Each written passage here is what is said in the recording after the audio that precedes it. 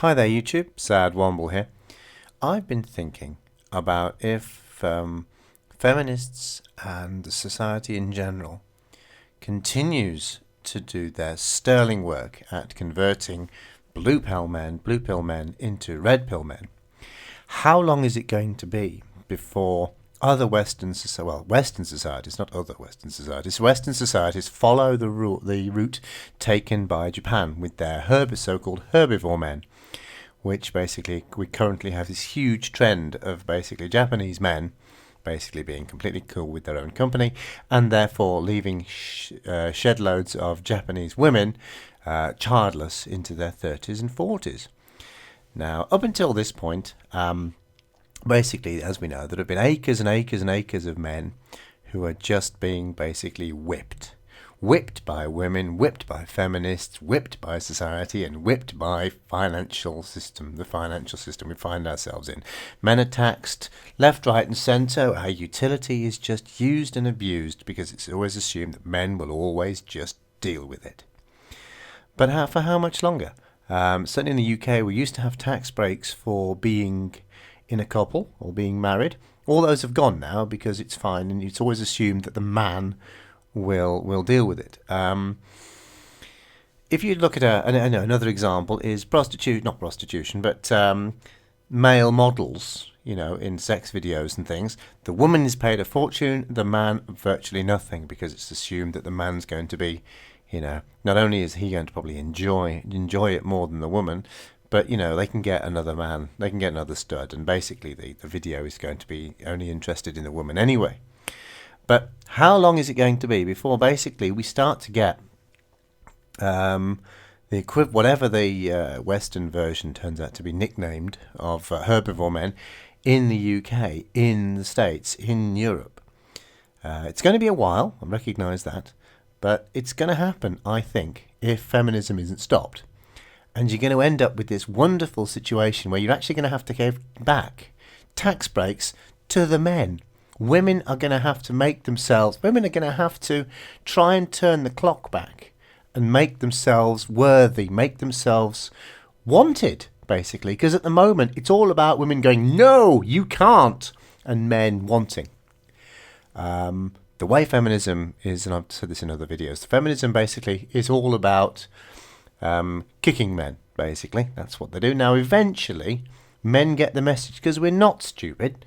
I mean, for goodness sake, we invented the world we live in. There's another video. I'm rubbish at remembering names, unfortunately.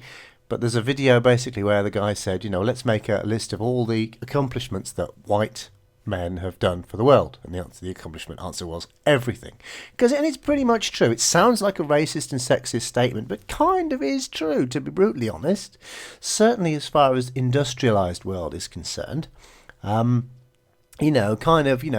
white Europeans and white Americans men did build all of the railroads and the sewer systems and the hospital systems and the financial system and the kind of systems not necessarily, and the court system, etc. While they're not necessarily perfect, they operate in their own way.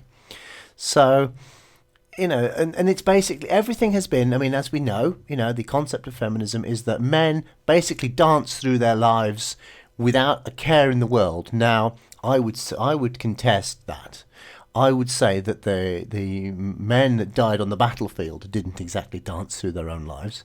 I would contend that the men in prisons haven't exactly danced through their own lives and stuff like that. And yes, they have had self-determination reasons of why they have ended up doing that. Men get conscripted or men choose to be in the army, or people go on the wrong side of the tracks and get into trouble. But that's pressures of society, amazingly enough. Oh, what? You mean the pressures of society that women get? Strange, that. Amazing. So they're not different. Interesting. Just blowing my mind at that point. But I'm interested in how long it will be before basically there'll be a tipping point where basically where women are going to have to try and make it worthwhile for men. And I wonder how long it'll be before the state has to step in and actually help make it worthwhile for men to basically shack up with women. Because women have definitely shown their true colours now. We've all seen the videos about, the quiet ones and basically, women who are passive aggressive and they keep quiet until they've hooked their man. I mean, it's a method and a system that's happened forever. But there never used to be legislation behind it. It was just kind of how the world was. But now, thanks to feminism, basically women have been told that they're entitled to everything.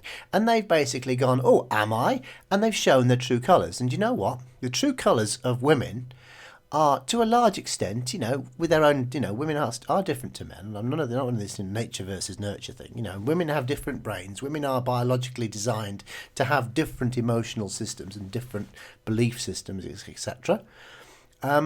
They've shown themselves to be every bit as scheming and devious and conniving and nasty as men. And you know what? In a funny way, I have no problem with that. And this is the point. Men have their problems and so do women, amazingly enough. The idea of feminists is that basically men are the bastards and women are blameless. I've used the phrase before, but basically just women are just rainbows. If you cut a woman in half, she's just rainbows. You look at her through a prism and you just see rainbows automatically because they're that awesome. A woman can do no wrong ever because she's just that fantastic. And you know what? The cover has been taken off. Women have been told, pick up your personality and show the world what you can do. And what they've done is they've shown the world that they can be every bit as nasty as men. And you know what? Men have noticed. Being,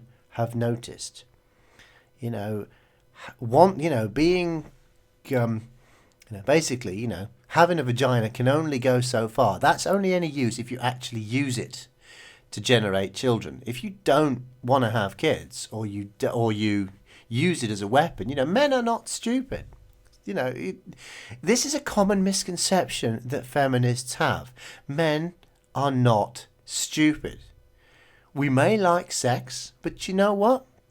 We can do without it. And a man can have kids, up into his 70s. I mean, okay, he's not going to live long enough to see them do stuff. But, a man can continue to have children. Whereas a woman's got a one-shot deal. A woman's got a womb and it's got a limited lifespan. And if she makes bad choices, she's screwed. Now, previously, those choices involved basically saying no to all the men until she could finally find the one she really wanted to hook. Now, thanks to the joys of feminism, she's been told that, when she's younger, she doesn't have to. She can just live her own life and then settle down later. This is the wrong way round. What women should be doing is they're most fertile, basically, when they hit the age of consent. So, 25, I think, is the sort of the sexual peak of a female. But this is the point when they're just going to college or they're just coming out of college and having their first job. And this is the moment where they're sleeping around. This is where they're having all their experiences and kayaking backwards up the Amazon while dressed as a clown for charity. This is the moment they're doing that.